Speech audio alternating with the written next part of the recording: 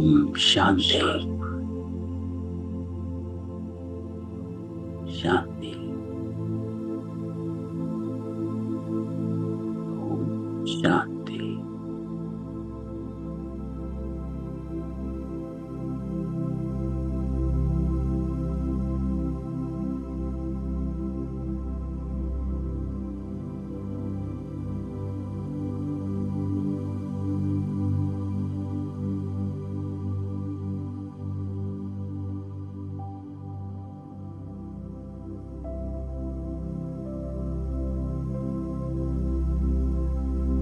आज बाबा कहता है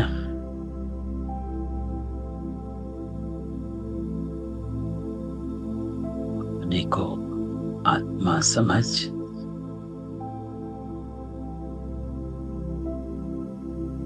और शरीरी बन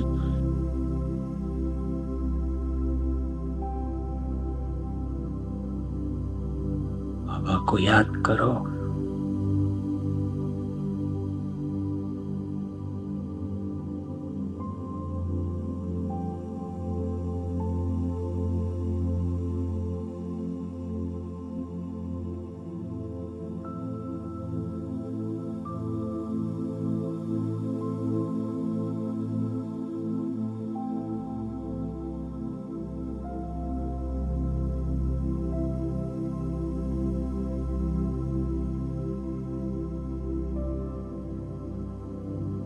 तो सारा ध्यान समेत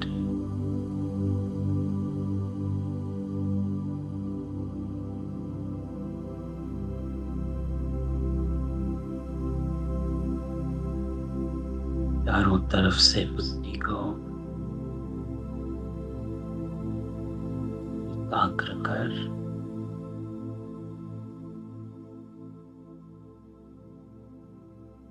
बाबा कहता मीठे बच्चे तुम अशरीरी बन जब बाप को याद करते हो तो तुम्हारे लिए ये दुनिया ही खत्म हो जाती। देह और दुनिया भूली हुई है। तो आज बाबा हमारा ध्यान खिंचवाता है अशरीरी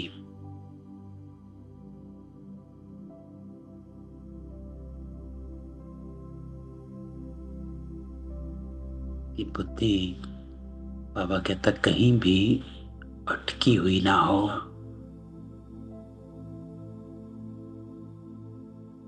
बाबा कहता तुम्हारे लिए ये दुनिया ही खत्म हो जाती है।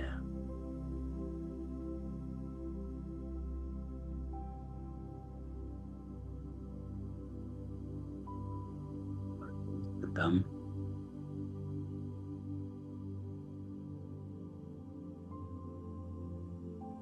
आत्मिक स्वरूप में इसको बाबा कहता है एक्यूरेट याद।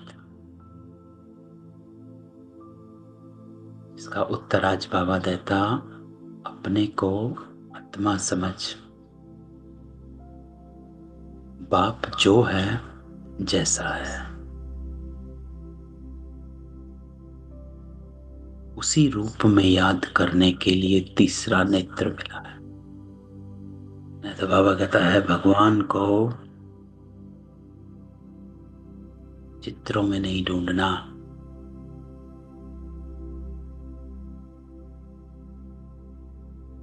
क्योंकि भक्ति मार्ग से ऐसी स्मृति बनी कि भगवान को याद करते तो देवताओं के चित्र, वो संबंध भगवान और भक्त का।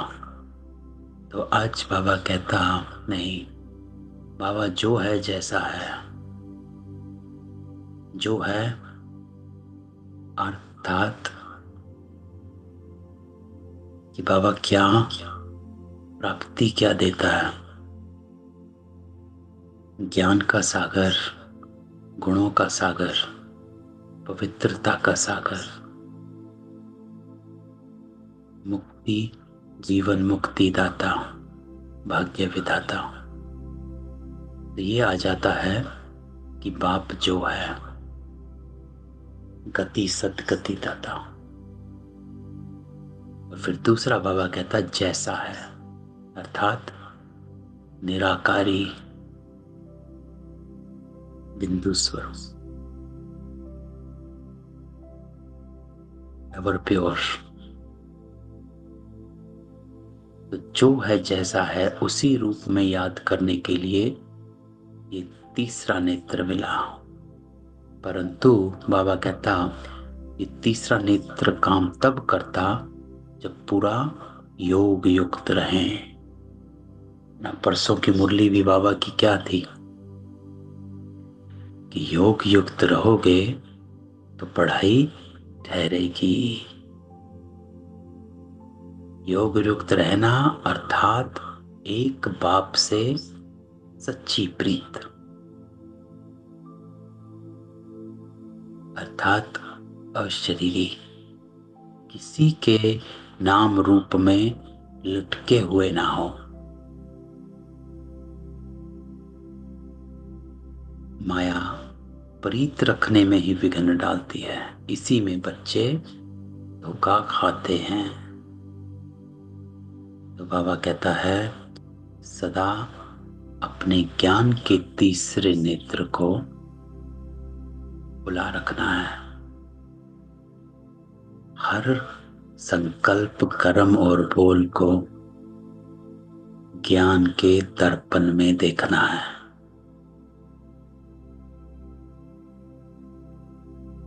उससे बाबा कहता है दो चीजें होंगी, एक बाप से सच्ची प्रीत, दूसरा किसी के राम रूपे में लटकोगे नहीं, और तीसरा माया से बचे रहोगे। आज गीत बाबा बजाता, मरना तेरी गली में, जीना तेरी गली में, मिट जाएगी ये दुनिया तेरी गली में। ओम शांति। बाबा कहता सिवाय तुम ब्राह्मण बच्चों के इस गीत का अर्थ कोई समझ ना सके। मरना तेरी गली में, जीना तेरी गली में, किसकी गली में? बाबा की, है ना, इस एक की याद में। जैसे वेद शास्त्र आदि बनाए परंतु जो कुछ पढ़ते उसका अर्थ नहीं समझ सकते, इसलिए बाबा कहता मैं ब्रह्मा मुख द्वारा सब वेद शास्त्रों का सार समझाता हूं, है ना, सबका अर्थ बाबा बताता है। वैसे ही इन गीतों का अर्थ भी कोई समझ नहीं सकता, बाप ही इनका अर्थ बताता है ना। जीना तेरी गली में, मरना तेरी गली में, जाएगी दुनिया तेरी गली में। आत्मा जब शरीर से न्यारी हो जाती है तो दुनिया से सारा संबंध टूट जाता है ना। शरीर छोड़ा तो उस ही सेकंड में शरीर के सब संबंधों से नाता टूट जाता है। आत्मा उड़ गई तो ये संबंध सिर्फ शरीर के कारण ही है। शरीर नहीं तो संबंध भी नहीं। फिर दूसरा शरीर लेंगे, दूसरे संबंध शुरू। गीत भी कहता अपने को आत्मा समझ, अशरीरी बन, बाप को याद करो तो ये दुनिया खत्म हो जाती है, मिट जाएगी ये दुनिया तेरी गली में। तो बाबा कहता है गीत का अर्थ कि दुनिया मिट गई तेरी गली में, बाबा के बने तो ये दुनिया खत्म, ये शरीर इस पृथ्वी पर है, जब तक धरती पर हैं तब तक ये 5 तत्वों में है। आत्मा इनसे निकल जाती तो फिर उस समय उनके लिए मनुष्य सृष्टि है ही नहीं, उड़ गई। आत्मा नंगी बन जाती है, शरीर खत्म। तो जब शरीर में आती तो पार्ट शुरू होता है ना। जब शरीर ही नहीं तो आत्मा एकदम अकेली, डिटैच। फिर एक शरीर छोड़ दूसरे में प्रवेश करती है, वापस मां तत्व में नहीं जाना है ना। पुनर्जन्म यही लेती रहती है, उड़कर दूसरे शरीर में चली जाती। यहाँ इस आकाश तत्व में ही उनको पार्ट बजाना है, मूल वतन में नहीं जाना है। मूल वतन में एक ही बार बाबा कहता वापस जाते हैं। जब शरीर छोड़ते तो ना यह कर्म बंधन ना वह कर्म बंधन रहता है, शरीर से ही अलग हो जाते हैं। सब बंधन यही समाप्त। फिर दूसरी आत्माओं के साथ बंधन शुरू। फिर दूसरा शरीर लेते तो वह कर्म बंधन शुरू हो जाता है ना। यहाँ का यहीं करी, यहाँ की यहीं रही। ये बातें सिवाय तुम्हारे और कोई मनुष्य नहीं जानता। इसको कहते हैं नॉलेज, ज्ञान की प्रकाष्ठा। कि हम कौन हैं, कैसे आते हैं, इस शरीरों में क्या करते हैं, शरीर से जब निकल जाते हैं तो क्या होता है, फिर दूसरे शरीर में आते हैं फिर क्या होता है। बाप ने समझाया। सब बिल्कुल ही बेसमझ हैं, परंतु ऐसे कोई समझते थोड़ी।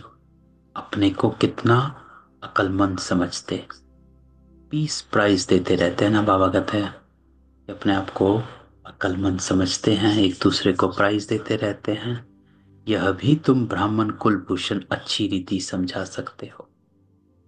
क्यों? क्योंकि वो तो जानते ही नहीं कि पीस किसको कहा जाता है ना। पीस, बाबा कहता है पीस अर्थात चारों तरफ पीस, प्रॉस्पेरिटी हो।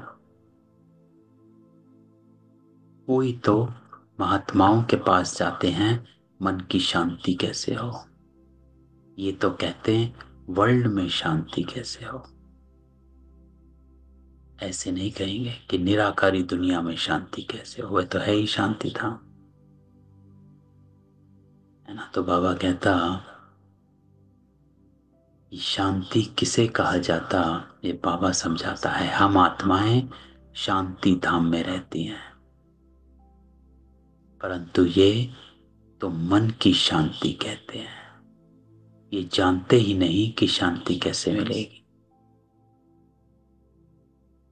शांति धाम तो बाबा कहता अपना घर है। यहाँ कैसे शांति मिल सकती है ना, यहाँ तो शांति धाम है ही नहीं है ना। ये तो शोर, शरीरों का शोर है यहाँ। तो यहाँ शांति कैसे मिल सकती। हाँ, बाबा कहता सत्युग में सुख शांति संपत्ति सब है। इसकी स्थापना बाबा करता है। क्यों? क्योंकि वहां पवित्रता है। तो जहां पवित्रता है वहां सुख शांति है। यहां तो कितनी अशांति है, ये अब तुम बच्चे ही समझते हो। सुख शांति संपत्ति भारत में ही थी। वह वर्षा था बाप का, और दुख अशांति कंगाल पुना। बाबा कहते ये वर्षा है रावण का। तो बाबा ने हमें सुख शांति सतयुग में दी। ये सब बातें बेहद का बाप बैठ समझाता। बाबा परम धाम में रहने वाला नॉलेजफुल है ना, तो ज्ञान की प्रकाष्ठा करता है, रोशनी में लेकर आता है। हम कहाँ उलझे हुए हैं शरीरों में, संबंधों में, बातों में, संस्कारों में, समस्याओं में। बाबा हमको उन सब से अनवाइंड कराता है। बाबा कहता है इस से निकलो, झमेला मुक्त बनना है। और झमेला मुक्त तब ही बनेंगे जब डबल लाइट रहेंगे। अर्थात पहले इस देह से हल्के हो जाओ। अपने ही नाम रूप में फंसे रहते हैं, अपने ही संबंधों में फंसे रहते हैं। तो पहले अपने देह से लाइट हो और फिर मन से लाइट। जो सुख बाबा सुख दाम काम को वर्षा देता, वो हम आत्माओं को समझा रहा है। ये तो जानते हो, नॉलेज होती है आत्मा में, है ना। नॉलेज भी, ज्ञान भी आत्मा का गुण है ना। ज्ञान को भी गुण कहा गया। तो वो नॉलेज, जिन आत्माओं में नॉलेज है, वो ज्ञान का गुण है। जिसको कहते हैं ज्ञानी तो आत्मा, इनको ही ज्ञान का सागर कहा जाता। वह ज्ञान का सागर इस शरीर द्वारा वर्ल्ड की हिस्ट्री, ज्योग्राफी समझाता है। वर्ल्ड की आयु तो होनी चाहिए ना। वर्ल्ड तो है ही, सिर्फ नई दुनिया और पुरानी दुनिया कहा जाता है। ये भी मनुष्यों को पता नहीं। न्यू वर्ल्ड से बाबा कहता ओल्ड वर्ल्ड होने में कितना समय लगता है। तो बाबा कहता तुम बच्चे जानते हो, कलयुग के बाद सतयुग जरूर आना है। इसलिए कलयुग और सतयुग के संगम पर बाबा को आना पड़ता है ना। तो बाबा कहता है ये वो संगम का समय है। ये भी तुम जानते हो, परम पिता परमात्मा ब्रह्मा द्वारा नई दुनिया की स्थापना और शंकर द्वारा विनाश करा था। त्रिमूर्ति का अर्थ ही है स्थापना, विनाश और पालना। ये तो कॉमन बात है, परंतु ये बातें तुम बच्चे भूल जाते हो। क्यों कहता बाबा? क्योंकि बाबा कहता नहीं तो तुमको खुशी बहुत रहे, भूल जाते हैं तो खुश नहीं रहते। अगर याद रहे तो बाबा कहता है हर्षित मुख रहें। क्योंकि जिस आत्मा में ज्ञान की प्रकाष्ठा है वो कभी उदास नहीं रह सकती है। क्यों? क्योंकि हर बात की नॉलेज है। ये क्यों हो रहा है, कैसे हो रहा है ना। निरंतर याद रहनी चाहिए। बाबा हमको अब नई दुनिया के लिए लायक बना रहे हैं। तुम भारतवासी ही बाबा कहता लायक बनते हो और कोई नहीं। हाँ, जो और धर्म में कन्वर्ट हो गए वह आ सकते हैं, फिर इसमें कन्वर्ट हो जाएंगे जैसे उसमें हुए थे, है ना। तो ये भी एक धर्म है, ब्राह्मण धर्म। बाबा 3 धर्म की स्थापना करता है, ब्राह्मण, देवता और क्षत्रिय। तो बाबा कहता सबसे पहला कन्वर्ट आप इस धर्म में हुए तो आप ब्राह्मण धर्म के हो गए। ये सारी नॉलेज तुम्हारी बुद्धि में है। मनुष्यों को समझाना है ये पुरानी दुनिया अब बदलती है। महाभारत लड़ाई भी जरूर लगनी है। इस समय बाबा आकर राजयोग सिखलाता है ना। परसों बाबा क्या कहा था? बी पवित्र एंड बी राजयोगी। बाबा कहता बी योगी नहीं, योगी तो सभी हैं, बी राजयोगी। तो जो राजयोग सीखते वो नई दुनिया में चले जाएगा। तुम सबको समझा सकते हो, ऊंचते ऊंच है भगवान, फिर ब्रह्मा विष्णु शंकर, फिर आओ यहां,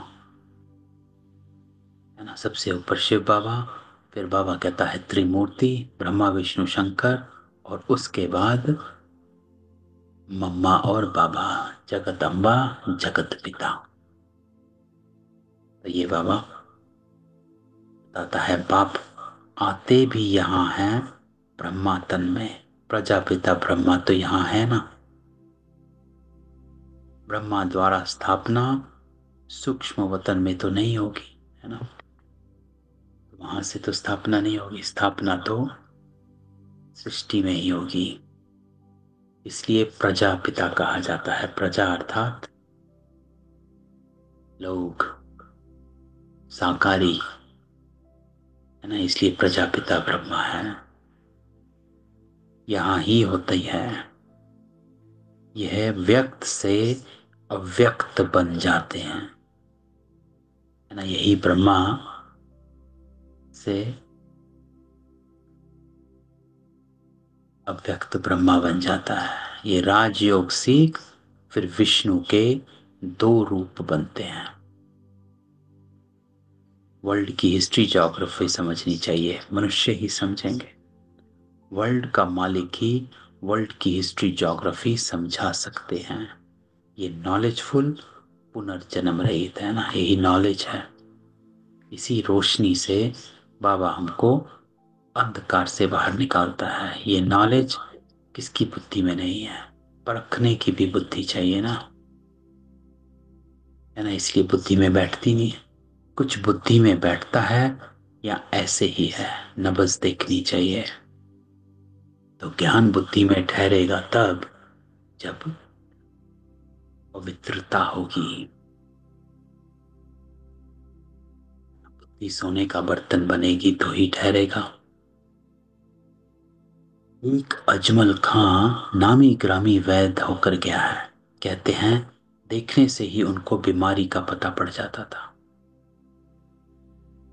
बच्चों को भी समझना चाहिए कि ये लायक है या नहीं। बाबा कहता है परख चाहिए कि कौन कौन बच्चे तीखे हैं। बाप ने बच्चों को ज्ञान का तीसरा नेत्र दिया,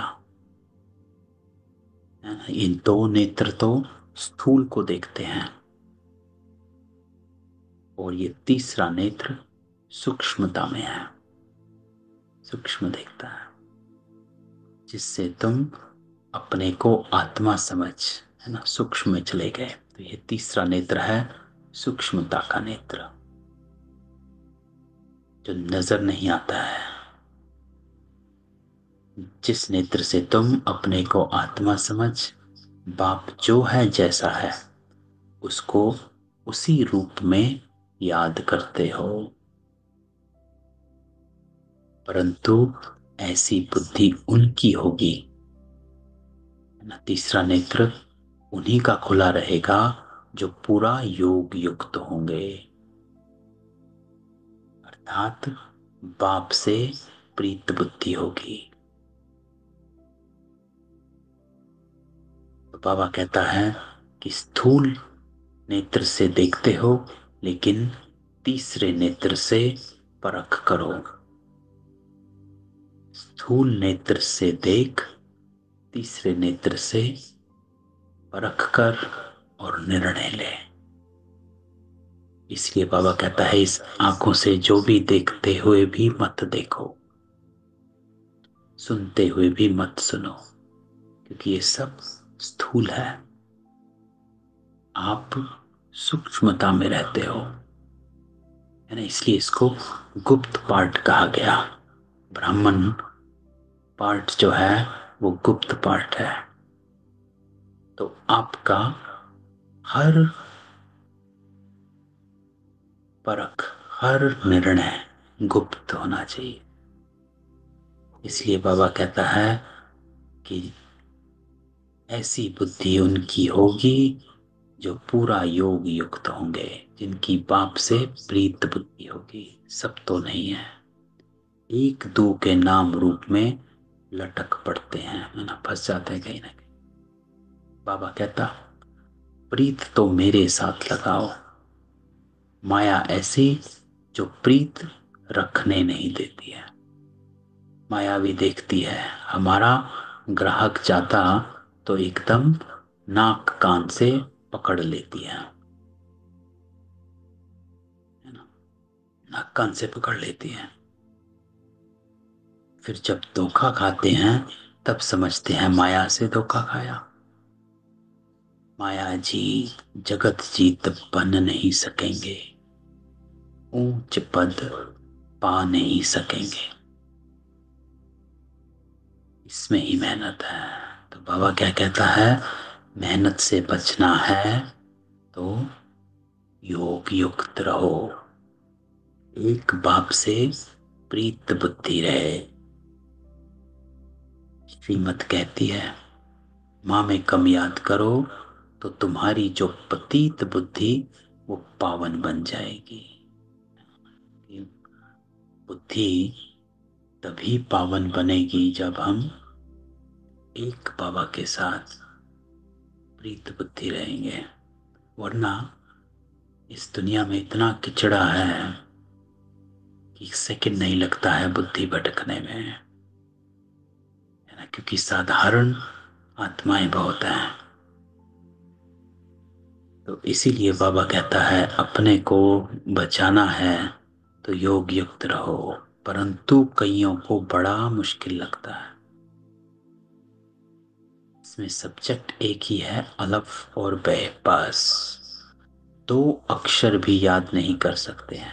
बाबा कहे अलफ को याद करो, फिर अपनी देह और दूसरी देह को याद करते रहते हैं।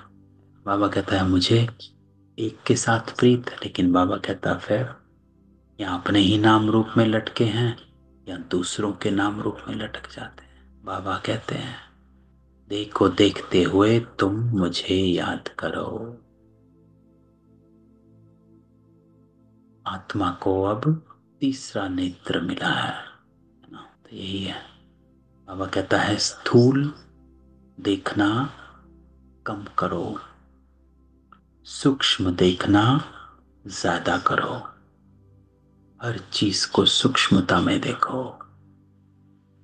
आत्मा को अब तीसरा नेत्र मिला है, मुझे देखने समझने का, है ना, जो देखना है समझना है वो तीसरे नेत्र से है। क्योंकि ये स्थूल नेत्र तो दुनिया की स्थूलता ही दिखाएगा, है ना, स्थूल नेत्र से माया ही नजर आती है, काम क्रोध लोभ मोह अहंकार, बस यही दिखाता है स्थूल नेत्र। बाबा कहता जो आत्मा को अब तीसरा नेत्र मिला है देखने समझने का, उससे काम लो। आज की जो मेन बाबा की पॉइंट है, जो आज की मुरली से लेकर जाना है, वो यही पॉइंट है कि जो बाबा ने सूक्ष्मता का बुद्धि दी है, देखने समझने की, उससे काम लो, यूज दैट। स्थूलता में अपवित्रता ही नजर आएगी, विकारी ही नजर आएगा, वो आपको भी विकार में बांधेगा और दूसरों के भी विकार ही दिखाएगा। तो जो बाबा कहता देखने समझने की तीसरा नेत्र दिया, उससे काम लो। तुम बच्चे अभी त्रिनेत्री त्रिकालदर्शी बनते हो, परंतु त्रिकालदर्शी भी नंबरवार हैं।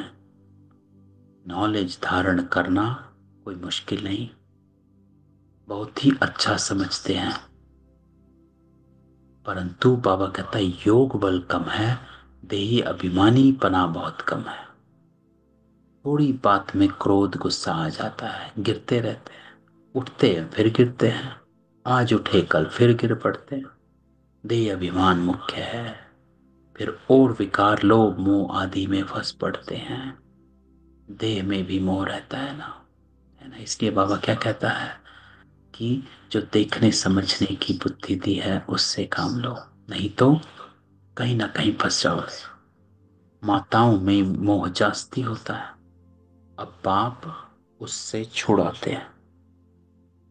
तू हमको बेहद का बाप मिला, फिर मुंह क्यों रखते हो? समय शक्ल बातचीत ही बंदर मिसल हो जाती है। बाबा कहता है नष्टो मोहा बन जाओ और निरंतर मुझे याद करो। कि बाबा कहता सारा दिन डिटैच रहनी चाहिए, हल्केपन में रहो, कर्म के बंधन में मत फंसो। रिस्पॉन्सिबिलिटीज हैं, कर्म करते रहो, लेकिन फंसना नहीं। पापों का बोझ सिर पर बहुत है, वो कैसे उतरे?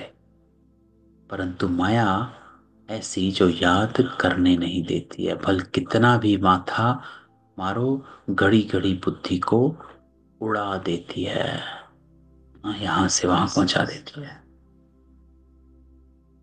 इतनी कोशिश करते हम मोस्ट बिलवड बाबा की ही महिमा करते रहे। बाबा बस आपके पास आए कि आए, परंतु फिर भूल जाते हैं, बुद्धि और तरफ चली जाती है। ये नंबर वन में जाने वाला भी पुरुषार्थी है ना। तो बाबा कहता है इसीलिए कांस्टेंट अटेंशन चाहिए, है ना। ब्रह्मा बाबा भी अपना एग्जाम्पल कैसे देता है कि घड़ी घड़ी बुद्धि यहां से वहां एक सेकंड में पहुंच जाती है। कांस्टेंट अटेंशन चाहिए, और उसके लिए जो बाबा ने कहा कि कांस्टेंट देही अभिमानी की प्रैक्टिस चाहिए। देही अभिमानी की प्रैक्टिस चलती रहेगी तो हम माया से जीत पा सकेंगे। तो बच्चों की बुद्धि में यह याद रहना चाहिए कि हम गॉड फादरली स्टूडेंट हैं। गीता में भी है, भगवान उवाच मैं तुमको राजाओं का राजा बनाता हूं। सिर्फ शिव के बदले श्री कृष्ण का नाम डाल दिया। वास्तव में शिव बाबा की जयंती सारी दुनिया में मनानी चाहिए। क्यों? क्योंकि शिव बाबा सबको लिबरेट कर गाइड बन ले जाता है। ये तो सब मानते हैं कि वह लिबरेटर गाइड है ना। तो हर धर्म में God father is a liberator. Christianity में भी है ना, मुस्लिम में भी है। सबको, सबका पतित पावन बाप है, सबको शक धाम शांति धाम में ले जाने वाला है। तो उनकी जयंती क्यों नहीं मनाते, है ना। कुछ दिन पहले भी बाबा ने कहा था शिव जयंती ही सच्ची दीपावली है। भारतवासी ही नहीं मनाते हैं, इसलिए ही भारत ही यह बुरी गति है। मौत भी बुरी गति से होता है। वह तो बॉम्ब्स ऐसे बनाते हैं, गैस निकला और खलास, जैसे क्लोरोफॉर्म लग जाता है। ये भी उन्हों को बनाने ही है, बंद होना इम्पॉसिबल है। जो कलप पहले हुआ था, बाबा कहता रिपीट होगा। अर्थात ए मुसल और नेचुरल कैलामिटी से पुरानी दुनिया का विनाश हुआ था, सो बाबा कहता फिर होगा। Repeat itself. विनाश का समय जब होगा तो ड्रामा अनुसार एक्ट में आ ही जाएंगे। ड्रामा विनाश जरूर कराएगा, है ना। ये तो बाबा हमेशा कहता है कि ड्रामा विनाश फिर से कराएगा। रक्त की नदियां बहेंगी। सिविल वॉर में एक दो को मार डालते हैं, तुम्हारे में भी थोड़े जानते हैं कि ये दुनिया बदल रही है। अब हम जाते हैं सुख धाम।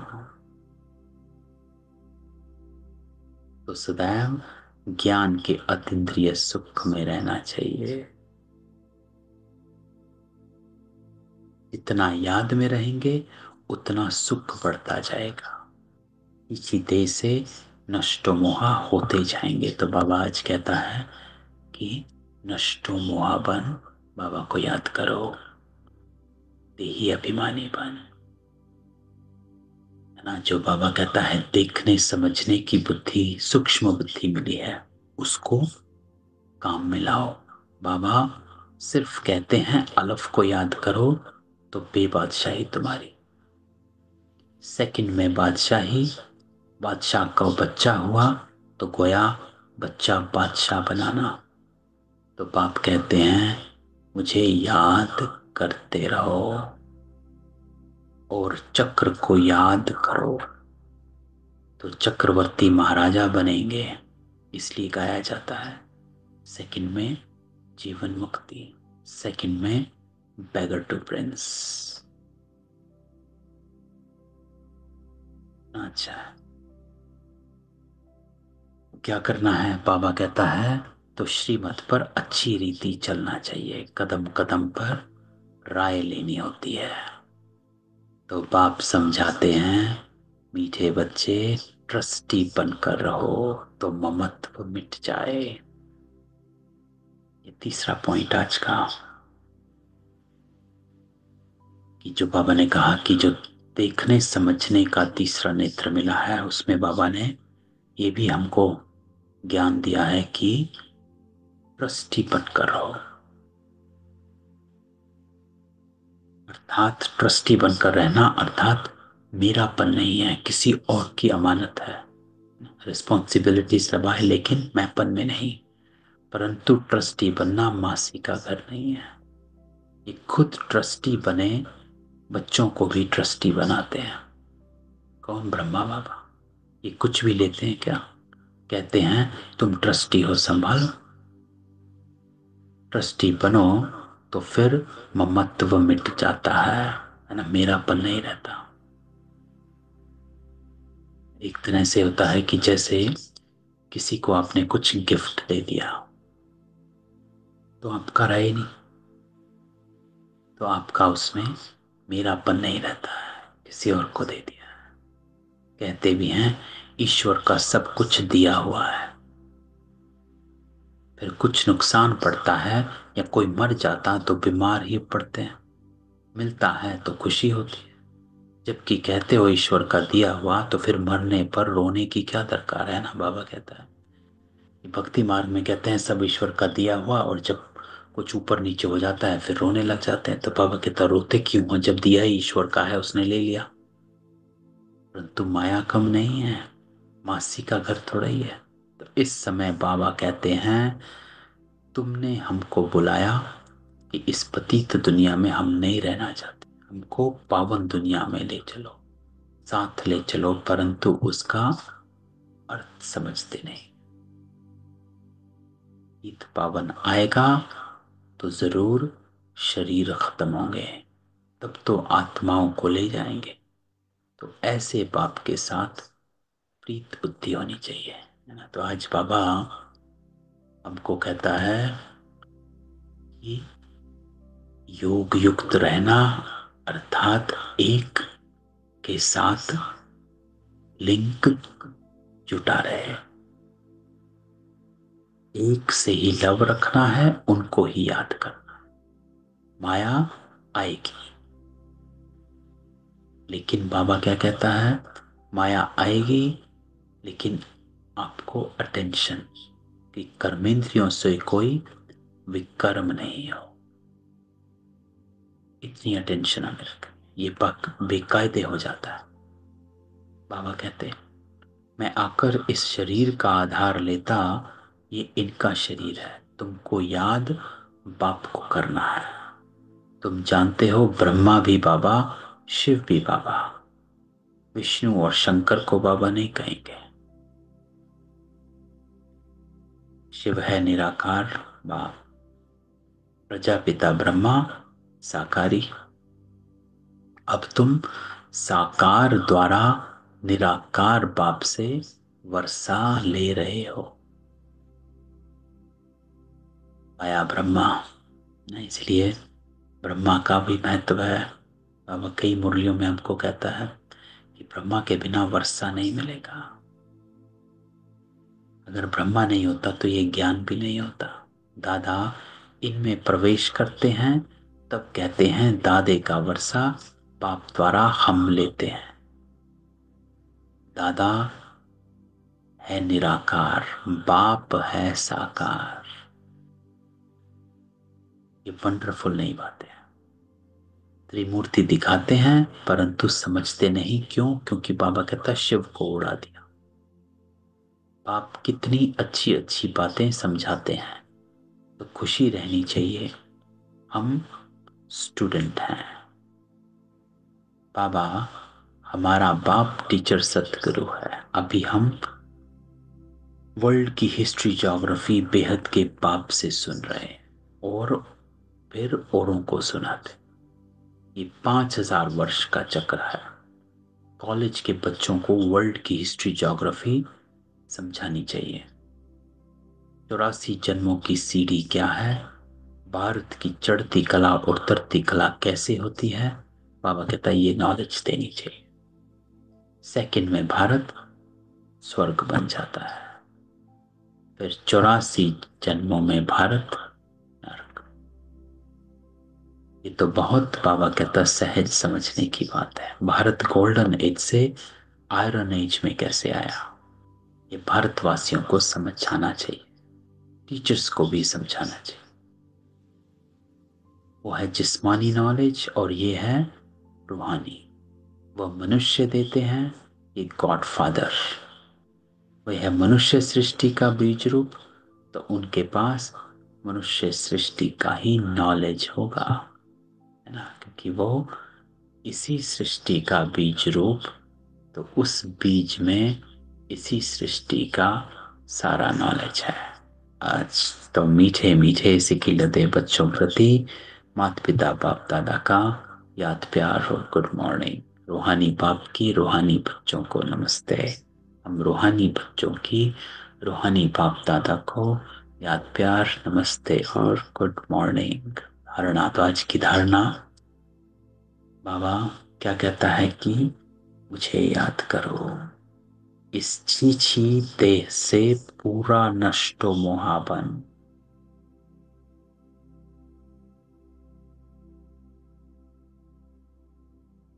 फिर ज्ञान के अतीन्द्रिय सुख में रहना है। तो ज्ञान के अतीन्द्रिय सुख में तभी रह पाओगे जब आप इस देह से नष्टो मोहा बनोगे। नहीं तो अज्ञान जो है वो ज्ञान को ढक देता है।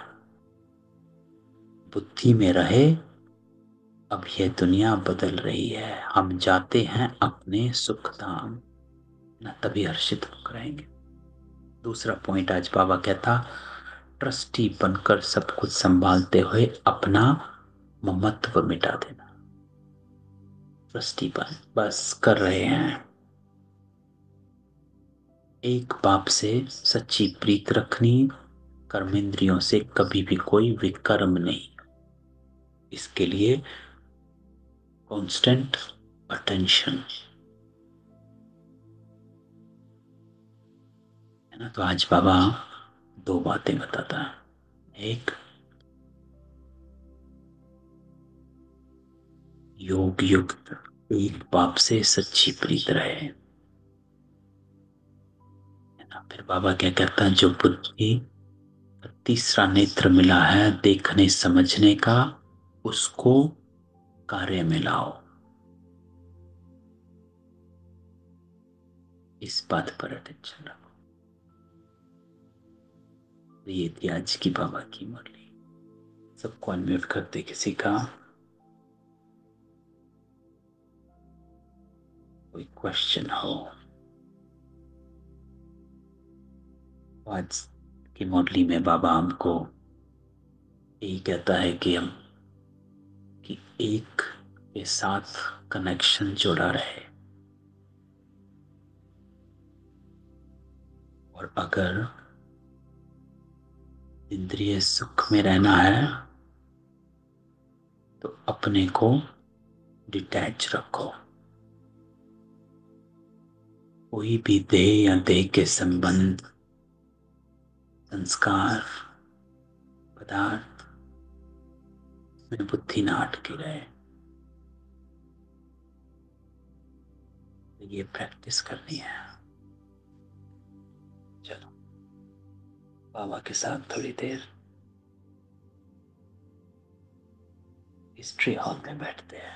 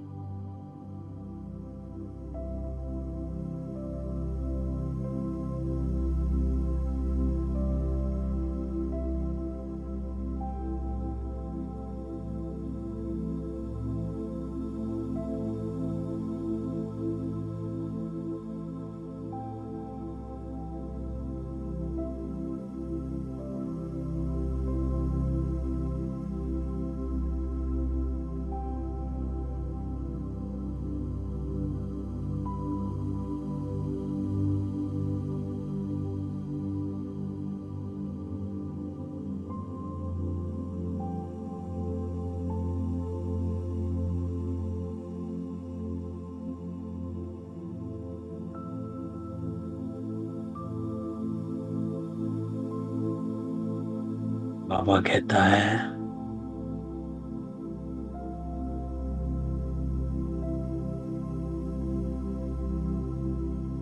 देह को देखते हुए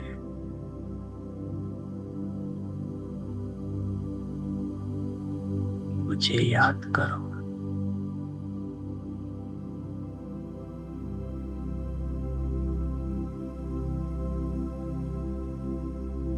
आत्मा को जो तीसरा नेत्र मिला है, देखने समझने का,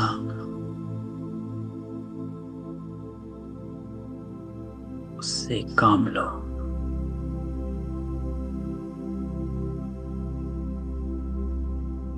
पूरा योग युक्त रहना है,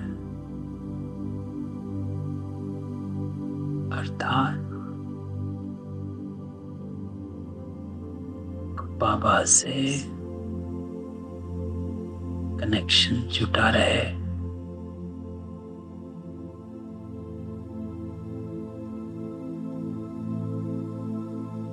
नष्टमोहा बन जाओ, ट्रस्टी बन जाओ।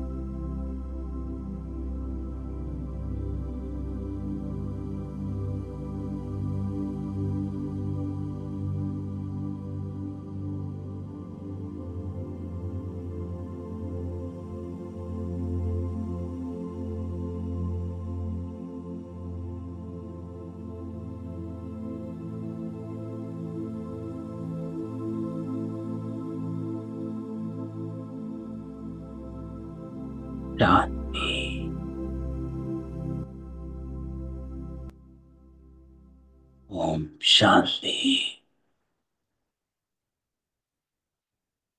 चलो, कल मिलते हैं बाबा की क्लास में। ओम शांति। ओम शांति भाई जी। ओम शांति। ओम शांति भाई जी। ओम शांति।